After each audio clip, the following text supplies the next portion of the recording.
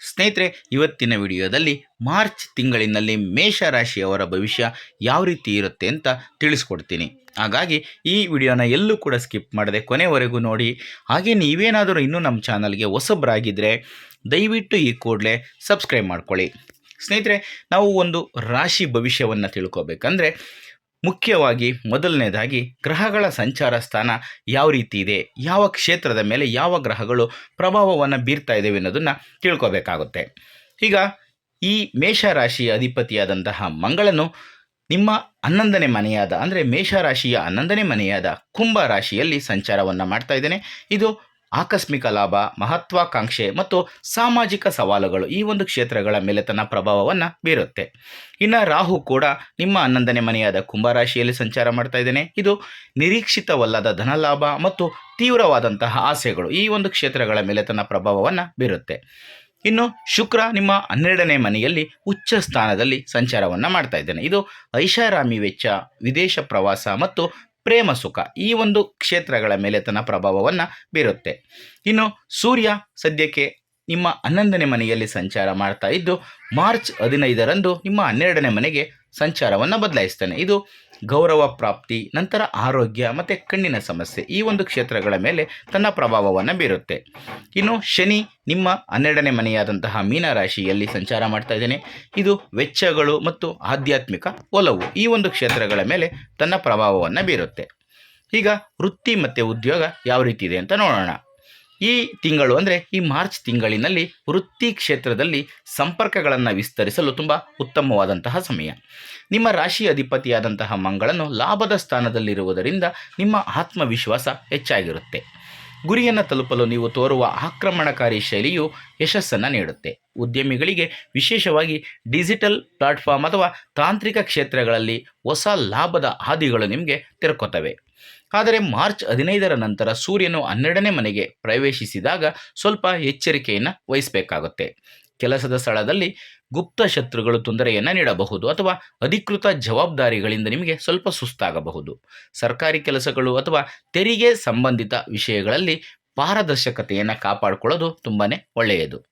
ಸಹಕಾರವೇ ಈ ತಿಂಗಳಿನ ಯಶಸ್ಸಿನ ಸೂತ್ರ ಆಗಿರುತ್ತೆ. ಇದನ್ನು ಯಾವುದೇ ಕಾರಣಕ್ಕೂ ಮರಿಬೇಡಿ. ಇನ್ನು ಆರ್ಥಿಕ ಪರಿಸ್ಥಿತಿ ನೋಡೋಣ.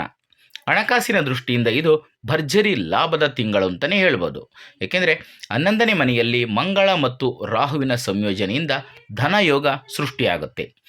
ಹಳೆಯ ಹೂಡಿಕೆ ಅಥವಾ ತಾಂತ್ರಿಕ ವ್ಯಾಪಾರದಿಂದ ಆಕಸ್ಮಿಕವಾಗಿ ಹಣ ಹರಿದು ಬರುತ್ತೆ. ಗುರುಗ್ರಹದ ಶುಭ ದೃಷ್ಟಿಯು ಆದಾಯದ ಅರಿವನ್ನು ಹೆಚ್ಚಿಸುತ್ತೆ. ಮತ್ತೊಂದು ಕಡೆ ಮಾರ್ಚ್ 2ರಿಂದ ಶುಕ್ರನು 12ನೇ ಮನೆಯಲ್ಲಿ ಉಚ್ಚನಾಗುವುದರಿಂದ ಐಷಾರಾಮಿ ವೆಚ್ಚ ಹೆಚ್ಚಾಗುತ್ತೆ. ಬೆಲೆ ಬಾಳುವ ಬಟ್ಟೆಗಳು, ಗ್ಯಾಜೆಟ್ಗಳು ಅಥವಾ ದುಬಾರಿ ಪ್ರವಾಸಕ್ಕಾಗಿ ಹಣ ಖರ್ಚಾಗುವ ಸಾಧ್ಯತೆ ಇದೆ. ಹಣ ಎಷ್ಟು ವೇಗವಾಗಿ ಬರುತ್ತದೋ ಅಷ್ಟೇ ವೇಗವಾಗಿ ಹೋಗುವ ಸಾಧ್ಯತೆ ಇರುವುದರಿಂದ ರಾಹುವಿನ ಪ್ರಭಾವದಿಂದ ಉಂಟಾಗುವಂತಹ ಅನಗತ್ಯ ಆಸೆಗಳ ಬಗ್ಗೆ ಸ್ವಲ್ಪ ಎಚ್ಚರಿಕೆಯಿಂದ ಇರಬೇಕಾಗುತ್ತೆ.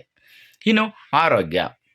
ಮಂಗಳನ ಬಲದಿಂದ ದೈಹಿಕ ಶಕ್ತಿ ಉತ್ತಮವಾಗಿರುತ್ತೆ. ಆದರೆ 12ನೇ ಮನೆಯಲ್ಲಿ ಗ್ರಹಗಳ ದಟ್ಟಣೆ ಅಂದರೆ ಶನಿ, ಶುಕ್ರ ಮತ್ತು ಸೂರ್ಯ ಇರುವುದರಿಂದ ನಿದ್ರಾಹೀನತೆ ಮತ್ತು ಕಣ್ಣಿನ ದಣಿವು ಉಂಟಾಗಬಹುದು. ವಿಶೇಷವಾಗಿ ಎಡಗಣ್ಣಿನ ಬಗ್ಗೆ ಸ್ವಲ್ಪ ಜಾಗ್ರತೆಯನ್ನು ವಹಿಸಬೇಕಾಗುತ್ತೆ. ಮಂಗಳ ರಾಹು ಸಂಯೋಜನೆಯು ಮಾನಸಿಕ ಒತ್ತಡ ಅಥವಾ ರಕ್ತದೊತ್ತಡದ ಏರುಪೇರಿಗೆ ಕಾರಣವಾಗಬಹುದು. 12ನೇ ಮನೆಯು ಪಾದಗಳನ್ನು ಸೂಚಿಸುವುದರಿಂದ ಓಡಾಡುವಾಗ ಸಣ್ಣ ಪುಟ್ಟ ಗಾಯಗಳು ಆಗಬಹುದು. ಎಚ್ಚರಿಕೆಯಿಂದ ಓಡಾಡಬೇಕು. ಮಲಗುವ ಮುನ್ನ ಧ್ಯಾನ ಮಾಡುವುದು ಮನಸ್ಸನ್ನು ಶಾಂತವಾಗಿಡಲು ಸಹಾಯವನ್ನು ಮಾಡುತ್ತೆ. ಇನ್ನು ಕುಟುಂಬ ಮತ್ತು ಸಂಬಂಧಗಳಲ್ಲಿ ಈ ತಿಂಗಳು ಆಸಕ್ತಿದಾಯಕ ತಿರುವುಗಳು ಕಂಡುಬರ್ತವೆ. 12ನೇ ಮನೆಯ ಉಚ್ಚ ಸ್ಥಾನದಲ್ಲಿರುವಂತಹ ಶುಕ್ರನು ದಾಂಪತ್ಯ ಸುಖ ಮತ್ತು ಪ್ರೇಮ ಜೀವನಕ್ಕೆ ಪೂರಕವಾಗಿರ್ತಾನೆ.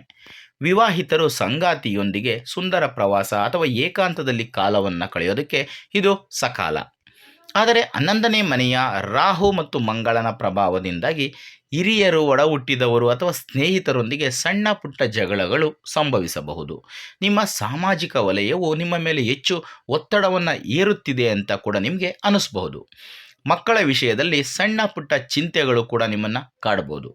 ಕುಟುಂಬದ ಸದಸ್ಯರೊಂದಿಗೆ ಮಾತನಾಡುವಾಗ ಸ್ವಲ್ಪ ತಾಳ್ಮೆಯನ್ನು ವಹಿಸುವುದು ತುಂಬ ಮುಖ್ಯ. ಇನ್ನು ಶಿಕ್ಷಣ. ವಿದ್ಯಾರ್ಥಿಗಳಿಗೆ ಈ ತಿಂಗಳು ಮಿಶ್ರ ಫಲಗಳು ಸಿಗುವ ಸಾಧ್ಯತೆ ಇದೆ. ತಾಂತ್ರಿಕ ಕ್ಷೇತ್ರ, ಇಂಜಿನಿಯರಿಂಗ್ ಅಥವಾ ಸಂಶೋಧನಾ ವಿದ್ಯಾರ್ಥಿಗಳು ಅದ್ಭುತವಾದಂತಹ ಸಾಧನೆಯನ್ನು ಕೂಡ ಮಾಡ್ತಾರೆ. ಸ್ಪರ್ಧಾತ್ಮಕ ಮನೋಭಾವ ಹೆಚ್ಚಾಗಿರುತ್ತೆ. ಆದರೆ ಸಾಮಾನ್ಯ ಪದವಿ ವಿದ್ಯಾರ್ಥಿಗಳಿಗೆ ಏಕಾಗ್ರತೆಯ ಕೊರತೆ ಎದುರಾಗಬಹುದು. ಮನಸ್ಸು ಓದಿನ ಬದಲು ಮನೋರಂಜನೆಯತ್ತ ವಾಲುವ ಸಾಧ್ಯತೆ ಇದೆ. ಒಂದು ವೇಳೆ ನೀವು ಉನ್ನತ ವ್ಯಾಸಂಗಕ್ಕಾಗಿ ವಿದೇಶಕ್ಕೆ ಹೋಗಲು ಪ್ರಯತ್ನ ಪಡ್ತಾ ಇದ್ದರೆ ಮಾರ್ಚ್ 15ರ ನಂತರ ವೀಸಾ ಮತ್ತು ನಿಮ್ಮ ಪ್ರವೇಶಾತಿಗೆ ಸಂಬಂಧಪಟ್ಟಂತಹ ಪ್ರಕ್ರಿಯೆಗಳಿಗೆ ಅತ್ಯಂತ ಶುಭ ಕಾಲ ಇದಾಗಿರುತ್ತೆ. ಸ್ನೇಹಿತರೆ, ಈಗ ಕೆಲವೊಂದಷ್ಟು ಜ್ಯೋತಿಷ್ಯ ಪರಿಹಾರಗಳನ್ನು ತಿಳಿಸ್ಕೊಡ್ತೀನಿ. ಈ ಮಂಗಳ ರಾಹು ತೀವ್ರತೆ ಮತ್ತು 12ನೇ ಮನೆಯ ಖರ್ಚುಗಳನ್ನು ನಿಯಂತ್ರಿಸಲು, ರಾಹು ಮಂಗಳನ ತೀವ್ರತೆ ಜಾಸ್ತಿಯಾದಾಗ ಮತ್ತು 12ನೇ ಮನೆಯಲ್ಲಿ ಇರುವಂತಹ ಗ್ರಹಗಳ ಪ್ರಭಾವದಿಂದ ಈ ಖರ್ಚುಗಳನ್ನು ನಿಯಂತ್ರಿಸೋದಕ್ಕೆ ನೀವು ಈ ಕೆಳಗಿನ ಪರಿಹಾರಗಳನ್ನು, ಈಗ ನಾನು ತಿಳಿಸ್ಕೊಡುವಂತಹ ಪರಿಹಾರಗಳನ್ನು ಅನುಸರಿಸ್ಬೋದು. ಸೂರ್ಯ ಆರಾಧನೆ. ಪ್ರತಿದಿನ ಸೂರ್ಯೋದಯದ ಸಮಯದಲ್ಲಿ ಸೂರ್ಯನಿಗೆ ನೀರನ್ನು ಅರ್ಪಿಸಿ, ನೀರಿಗೆ ಸ್ವಲ್ಪ ಕುಂಕುಮ ಮತ್ತು ಬೆಲ್ಲವನ್ನು ಸೇರಿಸಿ ಆರ್ಘ್ಯವನ್ನು ನೀಡುವುದು ತುಂಬ ಶುಭವಾಗಿರುತ್ತೆ. ಇನ್ನು 12ನೇ ಮನೆ ಸಕ್ರಿಯವಾಗಿರುವುದರಿಂದ ಸ್ವಯಂ ಪ್ರೇರಿತರಾಗಿ ದಾನ ಮಾಡುವುದು ಆರ್ಥಿಕ ನಷ್ಟವನ್ನು ತಪ್ಪಿಸುತ್ತದೆ. ಪ್ರತಿ ಶುಕ್ರವಾರದಂದು ಬಡವರಿಗೆ ಬಟ್ಟೆ ಅಥವಾ ಅನ್ನವನ್ನು ದಾನ ಮಾಡೋದು ತುಂಬಾ ಶ್ರೇಷ್ಠ. ಇನ್ನು ನಿದ್ರೆಯ ಸಮಸ್ಯೆ ಏನಾದರೂ ಇದ್ದರೆ ಮಲಗುವ ಮುನ್ನ ಪಾದಗಳನ್ನು ತಣ್ಣೀರಿನಿಂದ ತೊಳೆದುಕೊಳ್ಳಿ ಅಥವಾ ನಿಮ್ಮ ದಿಂಬಿನ ಕೆಳಗೆ ಸ್ವಲ್ಪ ಸೌಂಪು ಕಾಳುಗಳನ್ನು ಇಟ್ಕೊಂಡು ಮಲಗೋದು ತುಂಬಾ ಒಳ್ಳೆಯದು. ನಿದ್ರೆ ಚೆನ್ನಾಗಿ ಬರುತ್ತೆ. ಇನ್ನು ಪ್ರತಿ ಮಂಗಳವಾರದಂದು ಶಿವ ಅಥವಾ ಹನುಮಂತನ ದೇವಸ್ಥಾನಕ್ಕೆ ಭೇಟಿ ನೀಡೋದು ತುಂಬಾ ಶ್ರೇಯಸ್ಕರ. ಸ್ನೇಹಿತರೆ, ಇದಿಷ್ಟು ಇವತ್ತಿನ ವಿಡಿಯೋದಲ್ಲಿನ ಮಾಹಿತಿ. ಈ ಒಂದು ಮಾಹಿತಿ ನಿಮಗೆ ಇಷ್ಟ ಆದರೆ ಈ ವಿಡಿಯೋಗೆ ಒಂದು ಲೈಕ್ ಕೊಡಿ. ಹಾಗೆ ಈ ವಿಡಿಯೋನ ಶೇರ್ ಮಾಡೋದನ್ನು ಯಾವುದೇ ಕಾರಣಕ್ಕೂ ಮರಿಬೇಡಿ. ಇಂಥದ್ದೇ ಮತ್ತಷ್ಟು ಮಾಹಿತಿಗಳಿಗಾಗಿ ನಮ್ಮ ಚಾನಲನ್ನು ಸಬ್ಸ್ಕ್ರೈಬ್ ಮಾಡಿಕೊಂಡು ಪ್ರತಿನಿತ್ಯ ನೋಡ್ತಾ ಇರಿ. ಮುಂದಿನ ವಿಡಿಯೋದಲ್ಲಿ ಮತ್ತೊಂದು ಹೊಸ ರಾಶಿ ಹೊಸ ವಿಷಯದೊಂದಿಗೆ ಸಿಗ್ತೀನಿ. ಎಲ್ರಿಗೂ ಕೂಡ ಒಳ್ಳೆಯದಾಗಲಿ. ಧನ್ಯವಾದಗಳು.